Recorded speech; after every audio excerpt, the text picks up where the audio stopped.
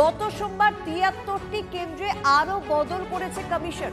এবার কারা জানাবেন? সহকর্মী শ্রাবন্তীর সঙ্গে রয়েছেন। শ্রাবন্তী, দেখো, রিটার্নিং অফিসারের দায়িত্বেই গোটা নির্বাচনের প্রাথমিক যেটা বলা যেতে পারে সেটা দায়িত্বই থাকেন রিটার্নিং অফিসাররা। যে ৭৩ জন অফিসার বদল করা হয়েছিল সেটা দার্জিলিং থেকে জলপাইগুড়ি থেকে শুরু করে কোচবিহার, মুর্শিদাবাদ ইত্যাদি একাধিক জায়গার একাধিক বিধানসভা কেন্দ্রের বদল করা হয়েছিল রিটার্নিং অফিসার।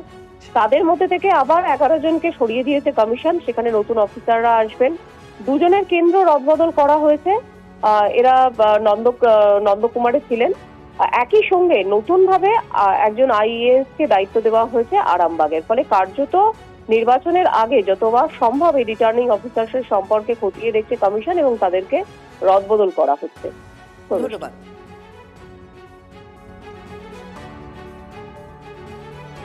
যারা পক্ষপাতিত্ব করে তারা কখনো সরকারি কর্মচারী হয় না। একজন যে চিফ বসে আছেন তিনিও পক্ষপাতিত্ব করছেন। যতই করো ফন্দি, তৃণমূলকে আটকাতে পারবে না।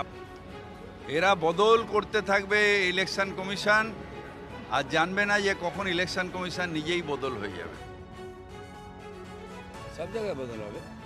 যেখানে মনে হবে যে এরা মমতা ব্যানার্জির সঙ্গে বেশি বাফাদার, নির্বাচন কমিশন, দেশের সংবিধান সঙ্গে বাফাদার তো হতেই পারে।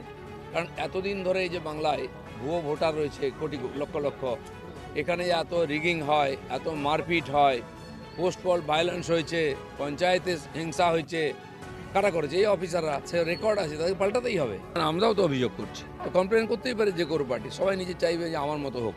মমতা ব্যানার্জির যারা খুব পছন্দের অফিসার তাদেরকে সাইড করেছে। রিলিজ হওয়ার পরে সেখানে বসে থাকলে তাহলে লাভ হলো কি? ট্রান্সফার করে সবার বিরুদ্ধে কমপ্লেন করবো। সেই জন্য ওনারাও করতে পারেন। নির্বাচন কমিশনের কাছে সব তথ্য আছে। যারা এখানে ভোট করায় এই রাজ্যের অফিসার, তারা নিয়ে তো মমতা ব্যানার্জি কাজ করেন, তার নিজের অফিসার, তার বিরুদ্ধে ওনারা কমপ্লেন করছেন কেন? কমপ্লেন তো আমরা করব, কারণ এই অফিসাররাই এখানে ভোট করায়, মমতা ব্যানার্জিকে জেতায়। তো মমতা ব্যানার্জি কিসের কষ্ট? তার মধ্যে তিনি ভয় পাচ্ছেন পুলিশ নিরপেক্ষ কাজ করলে ওদের সমস্যা আছে।